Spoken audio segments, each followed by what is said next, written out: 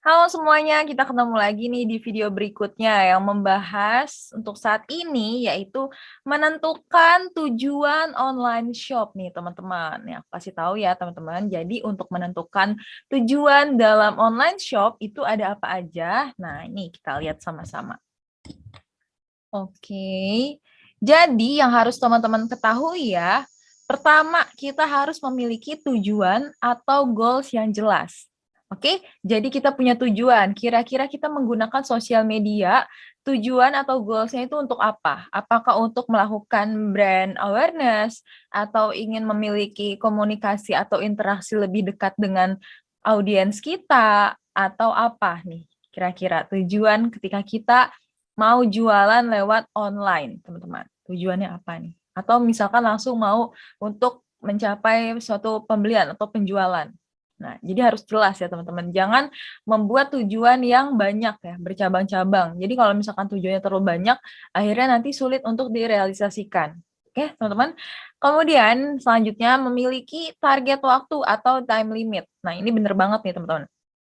Ketika kita sudah memutuskan untuk bergabung ke online shop ya, jadi kita mau mulai nih untuk berbisnis lewat online, kita harus memiliki target waktu teman-teman. Dan ini wajib banget karena apa? Supaya kalau kita target waktunya pas, ada time limitnya, jadi manajemen waktunya juga jadi lebih baik teman-teman ya. Jadi kita bisa lebih baik lagi. Misalkan kita harus juga menyiapkan ketika kita jualan di online, apa aja nih yang perlu kita siapkan teman-teman. Misalkan aku mau fokus untuk pembuatan konten contohnya. Jadi yang harus dipersiapkan adalah bahan-bahan untuk membuat konten. Lalu kira-kira di dalam kontennya, videonya mau diisi apa aja nih, mulai dari settingan background videonya, terus pengambilan gambarnya, kita harus jelas nih kira-kira apa yang dibutuhkan ya. Dan juga kita punya target waktunya, kira-kira untuk pengambilan atau pembuatan konten itu di berapa, dalam sehari ada berapa waktu dan berapa lama. Jadi lebih maksimal kalau kita punya target waktu, teman-teman. Nah, kemudian nih, harus ditulis dan ditempel di tempat yang terlihat. Oke, teman-teman. Jadi, kalau misalkan teman di sini pengen jualan nih lewat online, atau misalkan punya wishlist ya, ketika kita pengen mencapai sesuatu, memiliki tujuan, kita tulislah di tempat yang kelihatan ketika kita bangun tidur, ketika kita mau tidur, ketika kita lagi di mana, misalkan lagi di rumah nih, pertama kali hal yang dilihat sama kita. Jadi ketika kita pasti bangun tidur ya, otomatis berarti benda ini tuh harus terlihatnya di tempat yang sering kita tempati. Artinya adalah tempat istirahat, tempat tidur seperti contohnya ya. Jadi ketika kita punya goals atau target atau keinginan, tulislah di tempat-tempat yang terlihat, teman-teman. Jadi ketika dilihat, oh oke, aku punya goals untuk mendapatkan 10 orderan dalam hari ini misalnya, atau aku punya target untuk sebulan ini bisa closing 1000 produk. Jadi ditulis di tempat yang terlihat, karena kalau kita ngeliat nih, apa yang kita tulis kemarin, jadi kita semangatnya muncul lagi teman-teman. Jadi ngebakar semangat kita lagi. Ya, yang awalnya mungkin sebelumnya ngerasa, ah kok kayaknya untuk hari ini sepi banget ya jualannya, udah males-malesan nih, udah turun nih percaya dirinya. Tapi ketika kita ngeliat nih ya teman-teman, ngeliat goals kita dari awal ya, tujuan kita di awal itu untuk ngapain, kita lihat, akhirnya ketika kita lihat, kita jadi semangat lagi. Jadi kita penasaran nih, untuk bisa, kok aku nggak bisa-bisa sih untuk ke sini, untuk bisa mencapai ini. Jadi akhirnya kita semangatnya jadi meningkat lagi, teman-teman. Makanya penting juga nih, untuk menulis sesuatu ditempel di tempat yang sering terlihat, teman-teman ya. Dan kemudian selanjutnya, memiliki tahapan pencapaian. Apa sih maksudnya? Maksudnya adalah seperti tadi ya. Jadi kita juga memiliki tahapan pencapaian, pencapaian apa yang mau kita raih ketika kita jualan lewat online nih. Contohnya, kalau pertama, aku ingin di tahapan awal, aku mau orang-orang itu mengenal brand aku dulu, contohnya di awal. Ya, aku mau orang-orang mengenal brand aku dulu, contohnya. Jadi kita memiliki tahapannya nih. Orang-orang pengen tahu aku dulu, kemudian kalau udah tahu, aku mau bikin tahapan berikutnya adalah supaya orang yang udah tahu jadi pengen tahu lebih banyak dan pengen melakukan aksi untuk melakukan transaksi atau pembelian atas produk yang aku miliki. Jadi kita punya nih tahapan pencapaiannya. Oke? Kalau udah ada tahapan pencapaian, jadinya lebih jelas nih. Lebih jelas ketika kita ingin melakukan setting untuk strategi pemasaran ya teman-teman.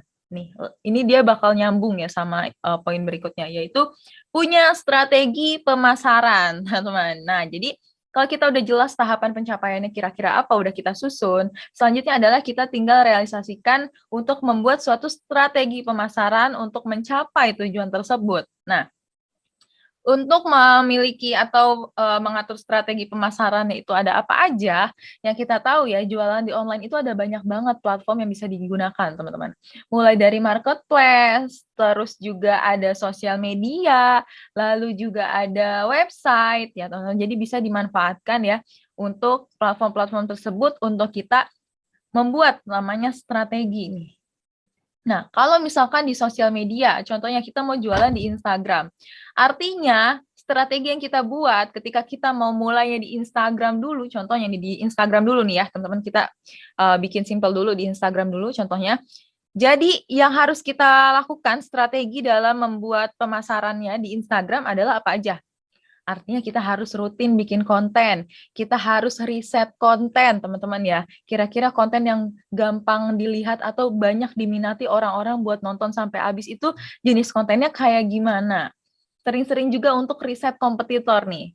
Jadi kita lihat aktivitas mereka ya, isi konten mereka seperti apa, dan kenapa video mereka bisa ramai. Nah, itu bisa kita juga riset dan akhirnya nanti kita bisa juga untuk membuat versi kita sendiri nih, teman-teman. Jadi kalau kita udah lihat inspirasi dari konten orang lain, artinya kita juga udah siap untuk bikin versi sendiri untuk konten yang mau dibuat. Nah, kemudian kalau kontennya udah siap nih, oke, aku udah setting untuk membuat strategi lewat konten dulu nih.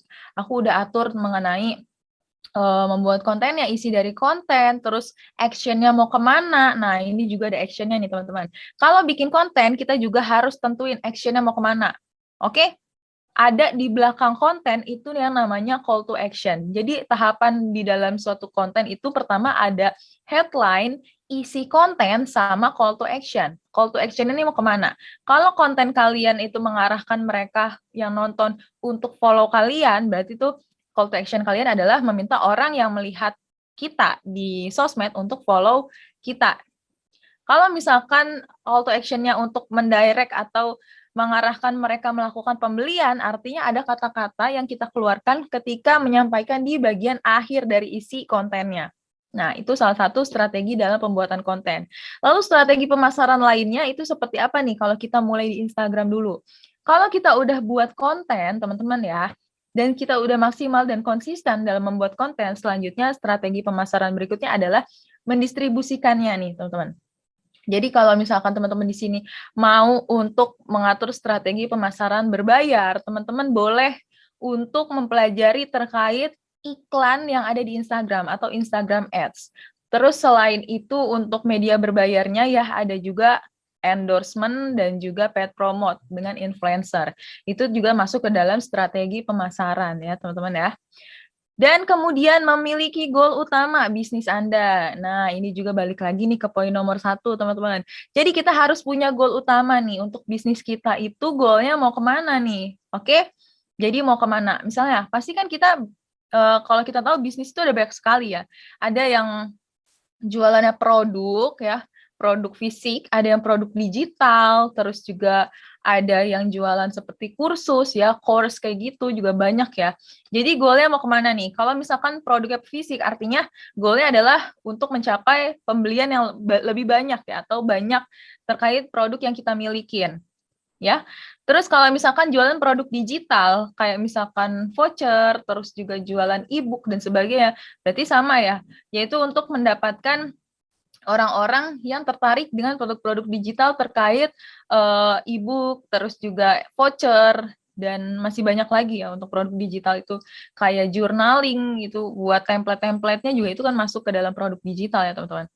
Dan kemudian misalnya kalau jualan course nih atau kursus ya itu masuknya kan ke jasa ya teman-teman. Jadi kalau ke jasa ini goalnya adalah untuk mengajak orang-orang ikutan kursus yang kita lagi adain contohnya seperti itu. Jadi jelas goal atau tujuan utama ketika kita mau berbisnis online itu mau kemana dulu. Oke? Kita lanjut lagi di video berikutnya.